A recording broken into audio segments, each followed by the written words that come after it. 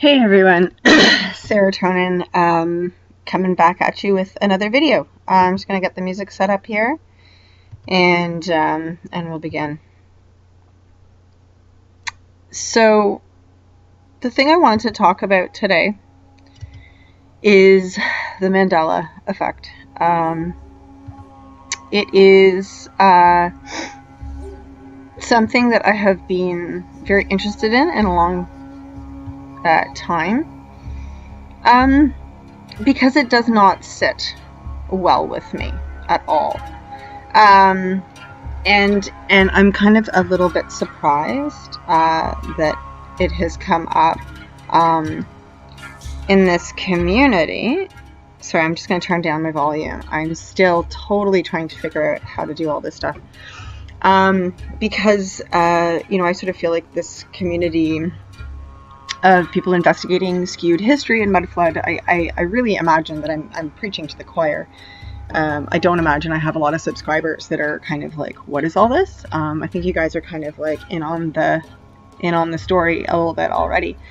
So I was a little bit surprised about the Mandela effect still coming up, because I do think, we've been digging for quite a while, and it seems pretty obvious that the people, the controllers, do like that term, the powers that were, have been in power for a very, very long time. And, when you look at, like, for example, the only Bibles available at this point are all King James Version. We're all on the Gregorian Julian calendar, which was a reset to 250 to 300 years ago. There's a lot of complicit work that has gone on in the past. I mean, I looked up 1492. I'm sorry, I'm Canadian. I saw 1492 the other day, and I'm like, what's 1492? And my husband's like, oh, it's when Columbus sailed the ocean blue. I was like, really? Oh, yeah, that's right. I looked it up on Wiki. I mean, it's incredible the things that happened in that year alone. And then when you introduce, like, here we are living in a digital society, and here we are expecting that they're not going to, have back-end access to our computers, which they do. I've got all this kind of stuff going on here now. I am not the best at finding stuff to support my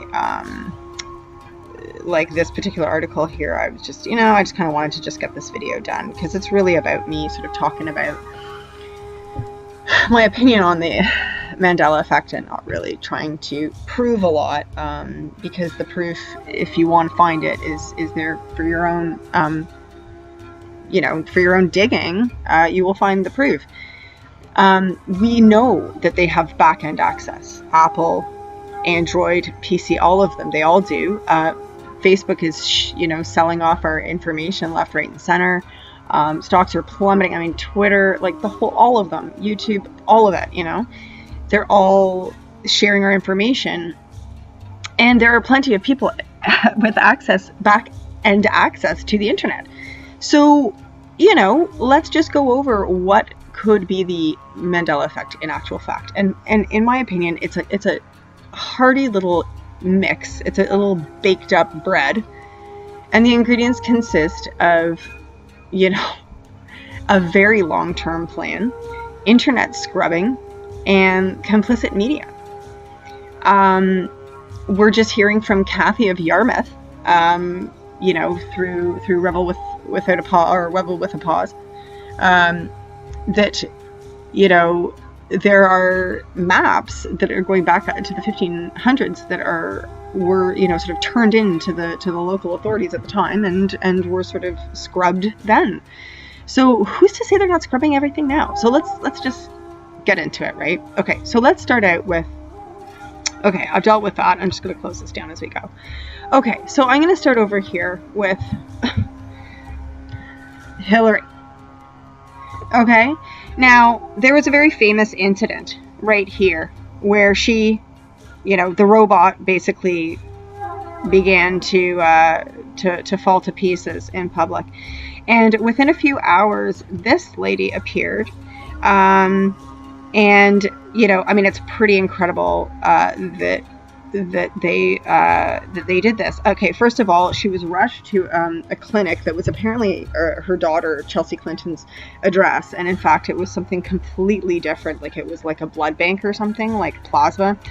Anyway, unless she just happens to live in the same building as a blood bank, but you know, she also gets tweets from the Satanic Church, so God only knows what's going on with Chelsea Clinton. Anyway, let's have a little look down here. So here she is, you know, pre and post. This is the same day, right? And they're saying here, your Newswire is saying this is body, you know, double incident is a standard procedure.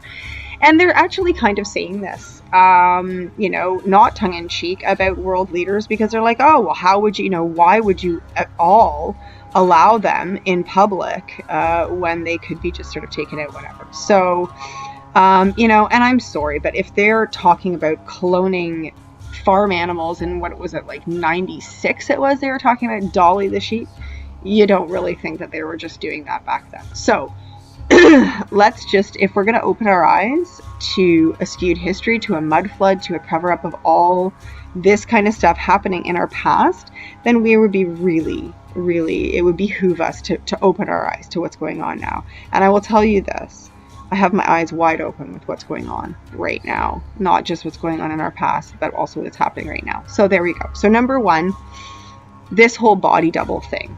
I mean, body doubles, clones, what have you. Okay. Moving on. The namesake of the Mandela effect, Nelson Mandela. Okay. I grew up in the 80s. And at the time, I had a friend her mother was from South Africa. And so politics were not really discussed hugely at my house, but they were very much discussed in her house. And I felt it was, you know, kind of a pretty cool window into a totally different world for me, discussing politics and being politically aware and whatnot. This guy was an absolute, I mean, he was a firecracker, right? He was an incredibly important person. Politically, he is gold. He, you know, if we want to believe the story that they told us as is about Nelson Mandela, who's obviously, you know, fighting for human rights and for the rights of South Africans, Black South Africans, and he was wrongly jailed and oppressed for many decades. Now, wouldn't it have been a lot worse if he had just died in jail and he didn't get to redeem himself and lead South Africa and be the first Black president or prime minister leader? I'm sorry, I'm again ignorant. I don't know what the name of their leader is in South Africa. That is a much better story. It sells hope, right? And as we know, Obama was also selling hope. And I'm not saying that Nelson Mandela was a bad guy, but I do know that Winnie Mandela, his wife here, there is a lot of very unsavory political stuff going on with her after the fact when he was in jail. And in fact, he divorced her, I believe, while he was in jail. Anyway, so a man is cloistered away, and nobody sees him for a very long time, and anything could happen to him, and then suddenly he gets released and he's like the new savior, and he's full of peace and he's forgiveness and this, that, and the other. So it's a beautiful story. It sounds like a Hollywood movie, and Hollywood movies don't sound so good when somebody dies in prison. So I'm not necessarily saying that he did or he didn't. I'm just saying that to the average person who is against all of this oppression, all of this stuff, I mean, it's a good story. It's a good sell, right? And it's something you can use. And we know they prey on our emotions all the time. They you know, what do they call this? Gaslighting effect, okay? The gaslighting. So this is possibly what's going on here with Nelson Mandela. You know, we have absolutely no idea what happened to him. You know, no idea. Someone ages incredibly when they're imprisoned. I mean, I'm seeing this face here, and I'm seeing this face here, and it doesn't look quite the same. And then there's all these pictures of him as a young man here. Now I'm seeing the same wrinkle here and here, here and here. But I mean, a wrinkle in a forehead is not a difficult thing to do in plastic surgery. Now, I'm not saying anything specifically. I'm just saying I don't know. Okay, moving on. This is my first big thing. Okay, this is what really caught my attention. Doing this. Googling, researching the word, and you see this. And all of these checkmark people and clever news and react, and this woman and that guy and blah blah blah, and everyone's talking about it, and everyone's talking about it, and everybody's talking about it, and literally everybody's talking about it. They made a movie about it. People, they're not gonna do this about something that is real. They suppress the truth. They don't promote the truth. They suppress the truth. Now, for whatever reason, if someone says the sky is blue, I will try and prove that it is not blue. It's the way I was born. I don't know. Like I said, in the 80s, I was growing up. Everybody loved Duran Duran. I would double down and be like, no, the Thompson twins are the best. Okay, guys, have you listened to the two bands side by side? I mean, really? There's no contest, but I would not admit, because everybody else was watching Duran Duran and listening to Duran Duran and loving them, and I was just like, couldn't be part of the pack. So maybe it's just my thing of just like, gotta be different, or just not into that, or whatever. But when everybody jumps on the bandwagon, I'm going to jump off that bandwagon, and I'm going to get underneath, and I'm going to check out the axle, and I'm going to check out the wheels, and I'm going to make sure that bandwagon isn't going to fall apart halfway down the street. Because when everybody's on there, I'm starting to wonder, why do they want everybody on the bandwagon? So, like I said, even Snopes is in on this, okay? And they're like a married couple who lives in their basement. So, the other main thing, okay, 31 Mandela effect examples that will make you question everything. Okay, every single thing they talk about is pretty much like books and movies and television. All of that stuff is only accessible online. So it's really easy to scrub it up, dub that stuff online, and no one will be able to check it. As far as the Berenstain and Berenstain goes, I mean, that's cognitive dissonance. And this is the other thing. This is what they're trying to do. They're trying to make us doubt ourselves, doubt our memories, and doubt the collective, and just go, you know what, maybe you're right. Maybe I can't remember anything, because they don't want us to remember anything. They don't want us to remember everything. They don't want to remember anything. So Mandela effect is gaslighting. It's making you question your memory. It's so simple, people. It is so ridiculously simple. And I'm sorry, but it's, you know, when they're like, oh, but this movie said this line and that line, they do more than one take. They do more than one take, people. They may have said, you know what, the writer wants you to say it like this. Oh, wait, no, the writer wants you to say it like that. Actually, let's just scrap that and say the first thing that comes to your head. You know, when all your proof is Disney movies and, you know, Tom Hanks and Forrest Gump, or like what, you know, Sally Field said at the Oscars, I'm not buying it at all. At all. You can also dub over voices. You can manipulate mouths. And like, it's just juvenile. I'm sorry, but the proof to me is juvenile. And I'm sorry if I'm upsetting people with this. But the Mandela effect just drives me crazy. Then let's get into the etymology. Okay, Mandala, right? A mandala is a spiritual and ritual symbol, and it is a tool of meditation. And what I find very interesting, I just think this is really cool, of course, all the mandalas that I do find are a perfect example of the flat earth map, as is shown by Martin in his latest work, Martin Lidke. Okay, I'm just going to kind of go down this really super, like, quick. Okay, right? There's Hinduism uses mandalas. Okay, what are the political meanings of the mandala in Hinduism? It's formulated by the king, or the Kautilya in his work on, I'm sorry about that, his work on politics, written between the 4th century and the 2nd century. It describes circles of friendly and enemy states surrounding the king's state. In historical, social, and political sense, the term mandala is also employed to denote traditional Southeast political formations, such as Federation of Kingdoms or vassalized states. I don't know, people. Okay, so let's just keep going. So it's in Buddhism. And there's Mount Meru. Oh, I'm pointing at my screen with my finger. Like you can see it. Here we go, right? Okay, keep going. Mandala. What do we got in there? Right? offerings, Buddhism. Okay. Mesoamerican civilizations also use mandalas. The Mayan, the Aztec. In Christianity, mandalas in Persian art. The seal of God, the mystic pentagram. Western psychological interpretations. We owe the reintroduction to mandalas into modern Western thought to Carl Jung.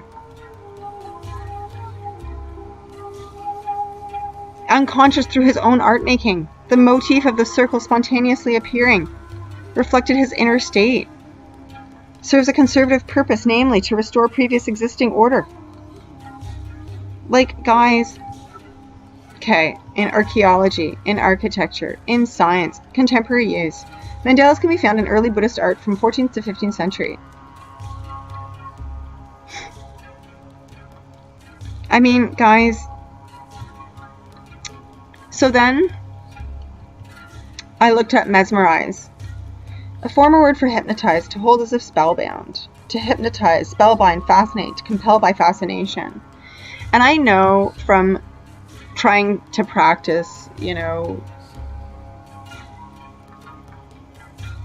like, what's the word I'm looking for? Conscious thinking, trying to practice more mindful breathing and whatnot. As a former therapist, I no longer practice therapy as part of the system. But anyway, what I know from this is that this is supposed to help you get into a hypnotic state. A mandala is exactly that. It helps you to regulate your focus and allow you to go into deep meditation, which is sort of a self-hypnotic state. Let's just have a quick look over here. Oh, sorry, no. Tools, I wrote in here at the top. Tools for hypnosis. And let's just have a little look. And what are you seeing here? Because I'm seeing a lot of circles, concentric circles, kind of like a mandala. So, there you go. So guys, I don't know. I don't know what to say. You know? I'm not buying it.